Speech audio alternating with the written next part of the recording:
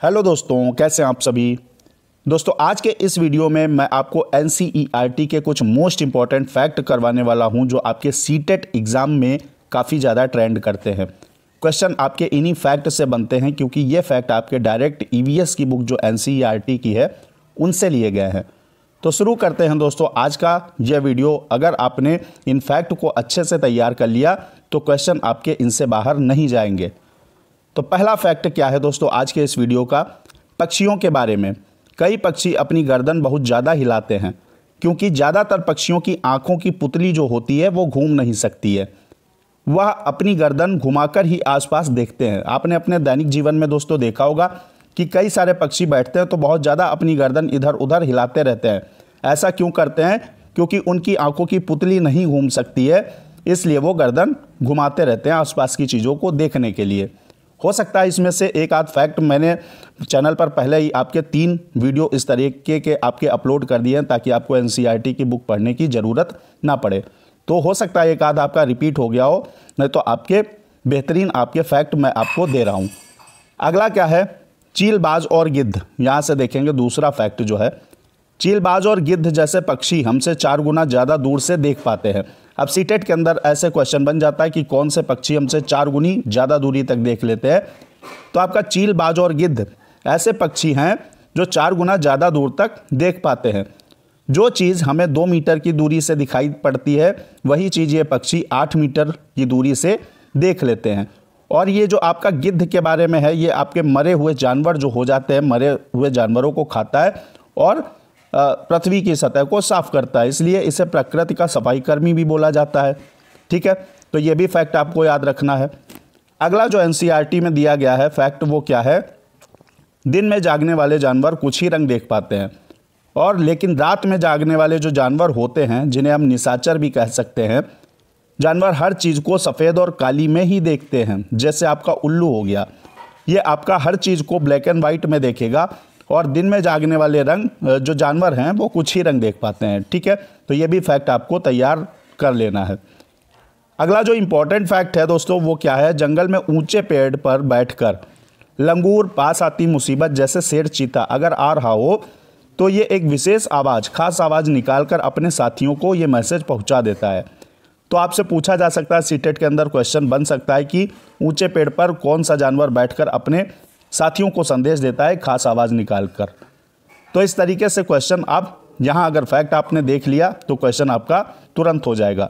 तो ये आपका लंगूर के बारे में फैक्ट हो गया। ठीक है, अगला जो आपका फैक्ट है वो क्या है, कुछ जानवर तूफान या भूकंप आने से कुछ समय पहले अजीब हरकतें करने लगते हैं।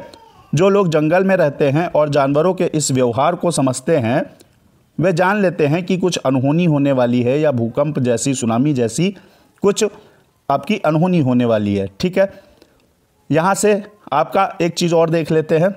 सन 2004 दिसंबर में जो सुनामी आई उससे पहले जानवर जो है वो अजीब व्यवहार करने लगे और उनके द्वारा दी गई चेतावनी भरी आवाज़ों को अंडमान की एक खास आदिवासी जनजाति समझ गई थी। पिछले मॉक टेस्ट के अंदर मैंने आपको अंडमान की एक जनजाति के बारे में बताया था, अगर आपने पढ़ा है तो कमेंट बॉक्स में बताइएगा ज़रूर। उन्होंने वह इलाका खाली कर दिया। जो अंडमान की खास आदिवासी जनजाति थी जो जानवरों के इस व्यवहार को समझ जाती थी, उसने पहले ही वो इलाका खाली कर दिया। इस प्रकार इस जनजाति या जाति के लोग सुनामी के कहर से अपनी जान बचा पाए थे। तो जानवर दोस्तों, जानवर भी अजीब व्यवहार करने लगते हैं, जानवर भी बात करते हैं। ये सारे फैक्ट आपको जानवरों के बारे में याद रखना है। अगला जो फैक्ट है वो है डॉल्फिन। डॉल्फिन भी अलग अलग तरह की आवाज़ निकालती है और एक दूसरे से बात करती हैं। वैज्ञानिकों का यह मानना है कई जानवरों की अपनी पूरी भाषा होती है। अब यहाँ डॉल्फिन को दोस्तों मानव का मित्र भी बोला जाता है। डॉल्फिन कई तरह की अलग अलग तरह की आवाज़ निकालती है और ये एक दूसरे से बात भी करती हैं। ठीक है, अगला जो फैक्ट है वो कहता है कि बहुत सारे जानवर किसी खास मौसम में लंबी गहरी नींद में चले जाते हैं और फिर क्या होता है, इतनी लंबी आपकी नींद में चले जाते हैं कि फिर कई महीनों तक नहीं दिखाई देते हैं। जैसे छिपकली हो गई, ये आपकी जैसे अब सर्दियों का समय स्टार्ट हुआ है तो ये आपकी लंबी गहरी नींद पर चली गई है, अब ये कई महीनों बाद ही दिखाई देगी। तो ये आपको फैक्ट याद रखना है। अगला जो फैक्ट है वो क्या है दोस्तों, स्लॉथ के बारे में। ये भी बहुत पूछा जाता है। स्लॉथ भालू जैसे दिखते हैं पर भालू नहीं होते हैं। यह करीब 17 घंटे पेड़ों से सिर लटकाकर, उल्टे सिर लटकाकर मस्ती से सोते हैं। लगभग 40 वर्ष के अपने पूरे जीवन में यह मुश्किल से 8 पेड़ों पर ही घूमते हैं। स्लॉथ आपका इतना आलसी होता है कि अपने 40 वर्ष के जीवन में सिर्फ 8 पेड़ों पर ही रहता है, और 8 पेड़ यानी एक पेड़ पर रहा और उसकी पत्तियां खाई। जब वो पत्तियां सारी खा लेगा तभी वो दूसरे पेड़ पर जाएगा, अन्यथा नहीं जाएगा। तो ये स्लॉथ के बारे में आपका फैक्ट हो गया। अगला जो है वो आपसे पूछा जाता है बाघ के बारे में। अगर तो बाघ दोस्तों अंधेरे में भी हमसे 6 गुना बेहतर देख सकता है, शेर और बाघ दोनों। बाघ की जो मूंछें होती हैं वो हवा में हुए कंपन को भांप लेती हैं, उसे शिकार की बिल्कुल सही स्थिति का पता चल जाता है। मूंछें जो होती हैं ये आपकी सिर्फ नत्थूलाल वाली ही मदद नहीं करती हैं, अच्छी नहीं होती हैं। मूंछें बाघ की भी अच्छी होती हैं, क्योंकि बाघ की मूंछें इसके शिकार करने में बहुत मदद करती हैं और रास्ता भी इसे पता चल जाता है इन मूंछों की मदद से। बाघ दोस्तों ऐसा जानवर है जो हवा में होने वाले कंपन को सबसे जल्दी भांप लेता है। वो ये अंतर भी कर लेता है कि जो पत्तियां और झाड़ियां हिल रही हैं ये हवा के कारण हिल रही हैं या किसी शिकार के कारण हिल रही हैं, इसमें भी वो डिफरेंस कर लेता है। तो ये सारी बातें आपको बाघ के बारे में याद रखनी है। हाथी को उसके दांतों के लिए, अगला फैक्ट है कि हाथी को उसके दांतों के लिए, गैंडे को सींग के लिए, शेर को और मगरमच्छ को और सांप को इनकी खाल के लिए, स्किन के लिए मार दिया जाता है। अगर कस्तूरी हिरण का शिकार किया जाता है तो इसके अंदर दोस्तों कस्तूरी के एक ग्रंथि होती है जो खुशबूदार होती है, और कस्तूरी हिरण को थोड़ी सी उस ग्रंथि जो खुशबूदार होती उसके लिए मार दिया जाता है, क्योंकि वो तभी निकाली जा सकती है जब इसको मारा जाए। तो यहाँ पर किसका शिकार किसके कारण होता है ये भी आपको याद रखना जरूरी है। अगला जो फैक्ट है वो है नाग गुम्फन। ये आपकी डिज़ाइन होती है रंगोली, कढ़ाई और दीवारों को सजाने के लिए सौराष्ट्र, गुजरात और दक्षिण भारत में प्रयोग की जाती है। ठीक है, ये नाग गुम्फन याद रखिएगा, ये ऐसी डिज़ाइन है जिसका रंगोली, कढ़ाई और दीवारों को सजाने में यूज़ होता है। इसमें नाग जैसी, सांप जैसी डिज़ाइन बनाई जाती है। जो लोग सांपों को अपनी बीन की धुन पर नचा सकते हैं और बीन बजाते हैं, यानी एक टाइप से जो सपेरे होते हैं उन लोगों को कालबेलिया कहा जाता है। ये भी एक जनजाति होती है, ऐसे लोग कालबेलिया कहलाते हैं। ये फैक्ट आपको याद रखना है। चैनल को दोस्तों सब्सक्राइब कर लीजिएगा, वीडियो को लाइक शेयर कर दीजिएगा। और अगला फैक्ट देखिए, फैक्ट क्या है, बीन, तुम्बा और खंजरी जो होती है सूखी लौकी से बनाए जाते हैं। ये आपका एनसीईआरटी के अंदर सारे फैक्ट दिए गए हैं, वहीं से आपका एक फैक्ट ये भी है। बीन, तुम्बा और खंजरी ऐसे वाद्य यंत्र हैं जो सूखी लौकी से बनाए जाते हैं। और अगला जो फैक्ट है वो क्या है, हमारे देश में पाए जाने वाले सांपों में से केवल 4 तरीके के जो सांप होते हैं वो बहुत ज़्यादा जहरीले होते हैं। इनके नाम क्या हैं, नाग जिसे किंग कोबरा कहते हैं, करैत, दुबोइया और अफाई। ये 4 जो आपके प्रकार के सांप हैं ये बहुत जहरीले होते हैं। नाग दोस्तों जो किंग कोबरा होता है ये एकमात्र ऐसा सांप है जो अपना घोंसला बनाता है और घोंसले में अंडे देता है। तो नाग के बारे में बात हो गई आपकी, और 4 प्रकार के ये सांप हो गए। सांप के 2 खोखले जहर वाले दांत होते हैं, ये भी याद रखिएगा। और इनसे जब ये काटते हैं किसी व्यक्ति को तो उसके शरीर में जहर इन दांतों से ही चला जाता है। और जहर का प्रभाव कम करने के लिए एक दवाई दी जाती है पीड़ित को, जिसका नाम होता है सीरम। सीरम इन्हीं के जहर से बनाई जाने वाली, सांपों के जहर से बनाई जाने वाली दवाई होती है। ये भी आपको याद रखना है। अगला जो फैक्ट है वो देखिएगा, खाने की चीज़ और पचने में लगा समय, ये भी बहुत ज़्यादा आपका पूछा जाता है। कच्चा दूध 2 घंटे 15 मिनट में पेट में पचता है। उबला दूध 2 घंटे में पेट में पचता है। और अगर पूरी तरह उबला अंडा है तो वो 3 घंटे 30 मिनट में पेट में पचेगा। अगर कम उबला अंडा है तो 3 घंटे में ही पच जाएगा। कच्चा अंडा जो फेंटा हुआ है वो 2 घंटे में पेट में पचेगा। और अगर ऐसे ही कच्चा अंडा खा लिया तो 1 घंटे 30 मिनट में पच जाएगा। ये भी आपका क्वेश्चन आता है सीटेट के अंदर। अगला जो आपका फैक्ट है वो क्या है, जार में अचार रखने से पहले जार को धूप में अच्छी तरह सुखाया जाता है। ठीक है, आम को पूरे साल चलाने के लिए उसका आम पापड़, चटनी, टॉफ़ी, रस आदि कई चीज़ बनाई जाती हैं। आम को पूरे साल चलाया जा सके इसके लिए आम पापड़ बनाना एक अच्छा तरीका हो सकता है। अगला जो है वो आपका क्या कह रहा है फैक्ट, अनाज को अंकुरित करने के लिए उसे गीले कपड़े में लपेट कर अंधेरे में रख दिया जाता है। अब एक क्वेश्चन बनता है, उसका फैक्ट देख लीजिए। बीजों के अंकुरण के लिए सूर्य का प्रकाश, हवा और मिट्टी, इनकी ज़रूरत नहीं होती है। आपने देखा होगा घर में आप लोगों के, जैसे आप बहुत सारे लोग चने खाते हैं भिगो करके, तो उन चनों को बंद करके कपड़े में रख दीजिए और वो जहाँ पे सूर्य का प्रकाश ना हो, हवा ना हो या मिट्टी ना हो, तब भी वो अंकुरित हो जाते हैं।